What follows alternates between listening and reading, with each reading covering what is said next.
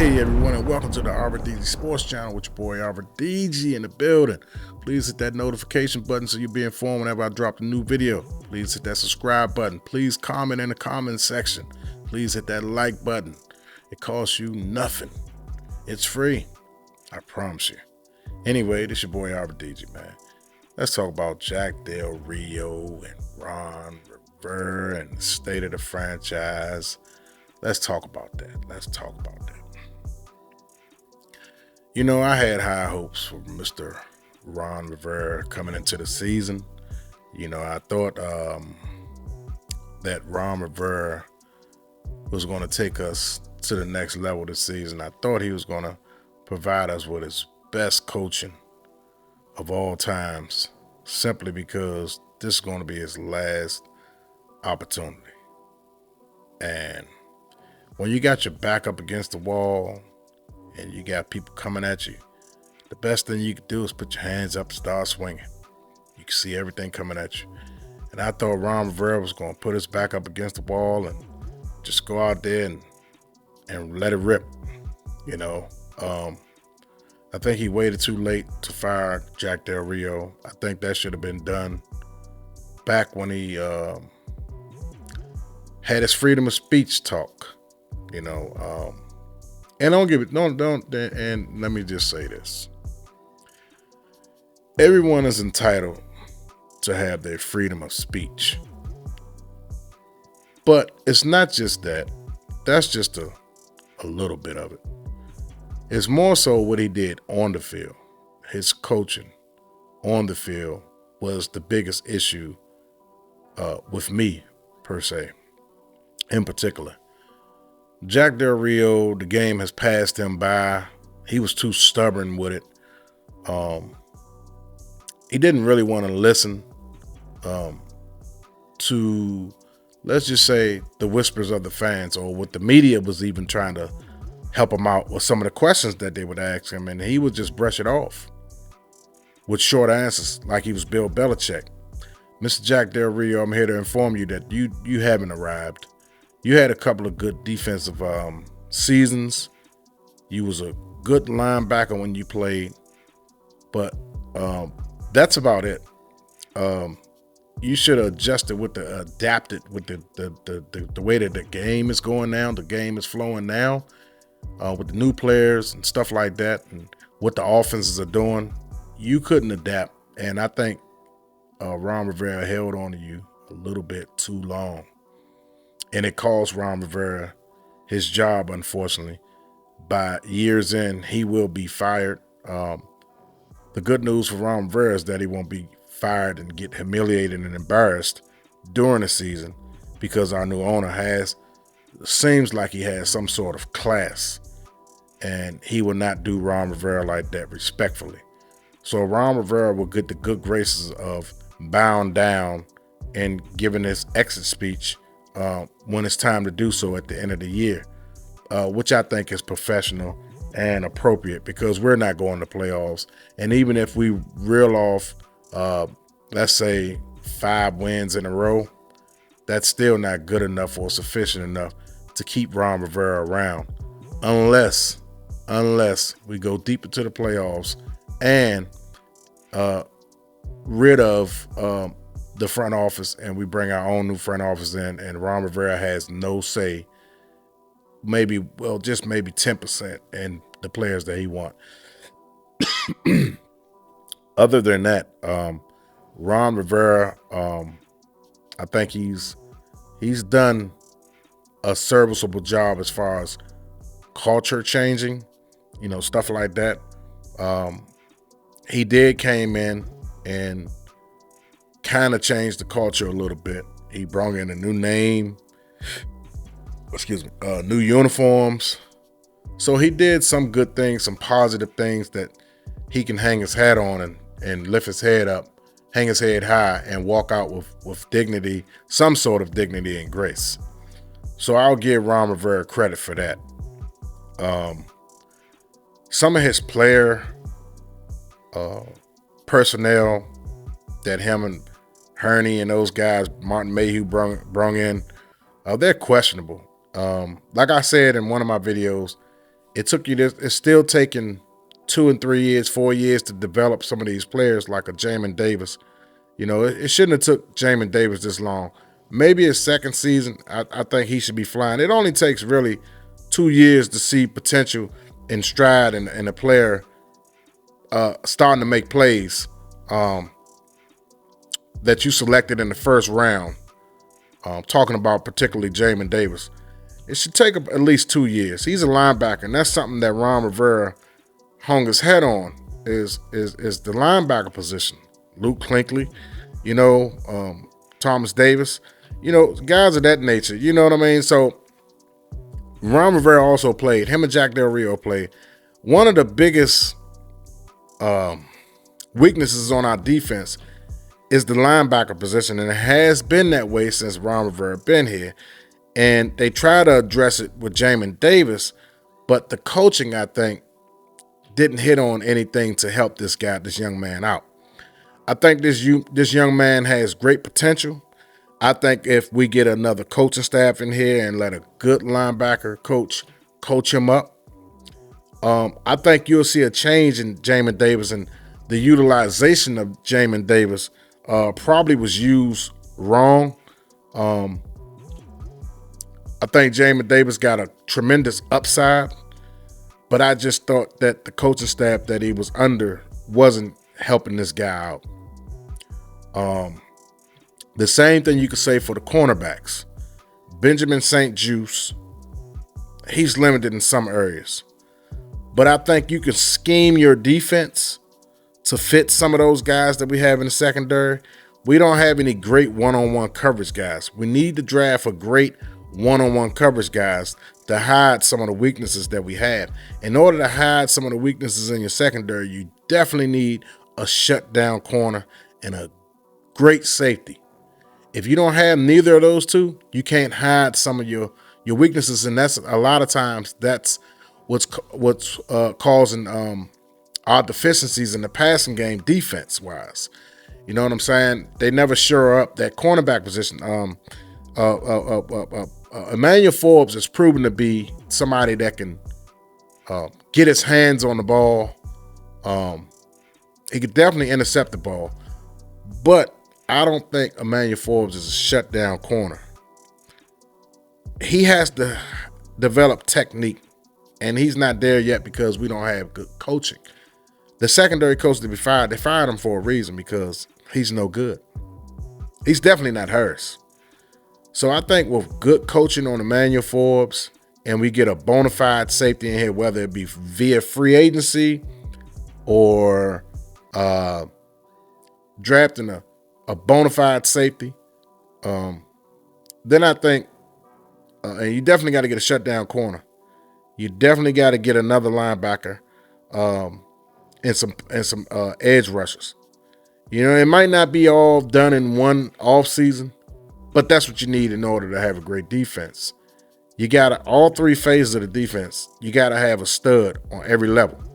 If you don't have a stud on every level, you cannot possibly have a great defense. Meaning safety, cornerback, linebacker, defensive lineman. You got to have one of those four spots. You got to have a stud at those levels. The rest of them you can have average, but you got to have at least one. You got to, or you're not going to have a good defense. And we have two guys on the defensive line, Jonathan Allen, Deron Payne. Is those guys really elite, or are they just good players, average to good players? I'm falling in line of average to good players. Every once in a while they'll have a good season, mainly contract years. Jonathan Allen had a beast of a year contract year. So they have the potential to be dominant if they want. And that's the sad part about some of these NFL players. They get the bag, and then they just kind of just like, all right, I'm good now. And then they play tails off. And I think that's what happened with Deron Payne. Sure, he came in here supercharged up for the offseason and stuff like that. You saw him working out on his Instagram videos. I follow him on Instagram, and I seen him working out, having a great offseason as far as working out. But then when it came to the regular season, after he got the bag, mysteriously, he fell off. Mysteriously. I'm not insinuating anything. I'm just saying. Mysteriously, he fell off. Jonathan Allen, same for him. After he got the bag, mysteriously, well, he didn't fell off as much as Deron Payne did when he got his bag. He still was performing, but it wasn't at the level of Jonathan Allen before he got the bag. That year before he got the bag, he was tremendous. The year that he got the bag, he was just all right. But Deron Payne had a monster year that year. And he got his bag, and now he's just Deron Payne. Linebacker position, like I said, Barton, it's not it. Cut your ties with Barton. He's not the one. Mayo, it's not it. Not the one. I don't even want him as a depth piece. You need to get 2 more linebackers. Hudson, you don't utilize him properly. Maybe a new coach, a defensive coordinator comes in here and he'll utilize him the way he should be used. Cornerbacks, like I said, Fuller after this year, you probably want to cut ties with Fuller. I mean, I'm trying to start from young and fresh, get some guys in here, man, that flies around, not intimidated, not stuck in their ways, is coachable. I don't care about character. I more so care about what you can do on the field. Too many times these coaches go off character plays, and I see the good teams, they don't care about character. They go after guys that, as long as he got talent, he can perform, they going after those guys. And that's why those teams win. The more losing teams or the average teams, the mediocre teams, stuff like that, they morally go for character guys, and character guys sometimes don't win you over. They really don't. I think we should get some studs in here, man. Draft some studs. Young guys flying around making plays. And see what we have. With a good coaching staff. So I think if Ron Rivera would have made some choices early on, I think we wouldn't even be in this position. We wouldn't even be, if he'd have fired Jack Del Rio a couple of years ago or maybe a year ago and got a good defense coordinator here to know how to use it, we wouldn't be talking about bringing in a new defense coach, talking about this guy needs to be coached up, this guy needs to be, that guy needs to be coached. We wouldn't even be having these conversations right now if he would have made the smart decisions. And too many times coaches hang on to their buddies, and buddies get you fired. The old buddy system get you fired. Sometimes you got to go out and say, you know what? I'm not going to hire my buddy this time. I'm going to hire the best guy available for the position. The guy that can help me out the most and help me turn this team into a winner, and it's not going to get me fired. Those are the type of guys that coaches should be trying to hire instead of their friends, because they more so give their friends more time than they should have. And that right there causes problems. That causes major problems. You give your buddy, I'm not going to fire my buddy. I can't fire my buddy. And then when you fire him, it's too little too late. And that's what happened with Ron Rivera and Jack Del Rio. The game has passed both of those guys by. Sorry to see Ron Rivera go. I was one of the people that really thought that Ron Rivera was going to be here. I remember when we first hired Ron Rivera, I thought he was going to be here. But the first year, I said 79. Cool. That's good. That's a start. So I thought the next year we was going to take that next step. And Ron Rivera just couldn't get us over the hump. And it's sad that he couldn't do that. And he was in his own way. Like I said, he did a lot of good things, but he did too many things, too many wrong decisions. And I know he wish he can have those decisions back, but unfortunately, you can't. That's not how this business works. That's just not how it works, unfortunately. This is the NFL, which means not for long. I know Ron Rivera hasn't gotten fired yet, and I'm making a video like this as if he's already been dismissed of his duties. I am going to make another video when he gets fired, pretty much somewhat similar to the type of video I'm making now, but it's going to be more in depth of the overall things that he did wrong.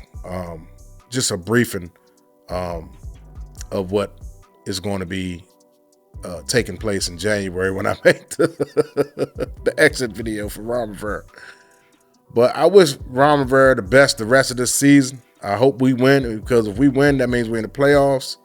But I just don't see it happening with the schedule that we have in front of us. But I'm always a huge fan of this team, and I hate to be negative, but that's just what's been presented to us as of late this season. It's a disappointing season. I wanted us to go to the playoffs. I was rooting for, the team. I went all out. I bought a lot of Commanders gear, more than I ever did before. I was backing the team, encouraging the fans through my video, through my platform, to try to encourage the fans to come out and support. I did my part as a content creator for the Commanders, or about the Commanders, because they don't give me a check. So about the Commanders, my team, who I love dearly. I even started a podcast because I love them so much. You know what I mean? I don't cover the team, so I'm not one of these strong Commander content creators, that's going to sit up here every day and make a video. That's not my thing. If you guys looking for that from me, I can't provide that for you. Maybe I'm not the person you should be subscribed to if you're looking for everyday content, because that's not what I do. I'm going to, every time I get a thought and want to discuss my thoughts with you guys, I'm going to make a video, or I'm going to make a video after the game. Sometimes I'll make a preview video depending on what mood I'm in, if I feel like doing it. If I don't, I won't make a preview. I only made probably around 2 of them this season. That's not my forte. So if you guys just looking for hearing my thoughts and you can feel what I'm saying and it resonates with you, cool. But if not, I'm probably not the guy you should be subscribed to. But I want you to subscribe. But if you're looking for everyday content, then I'm not the content creator for you.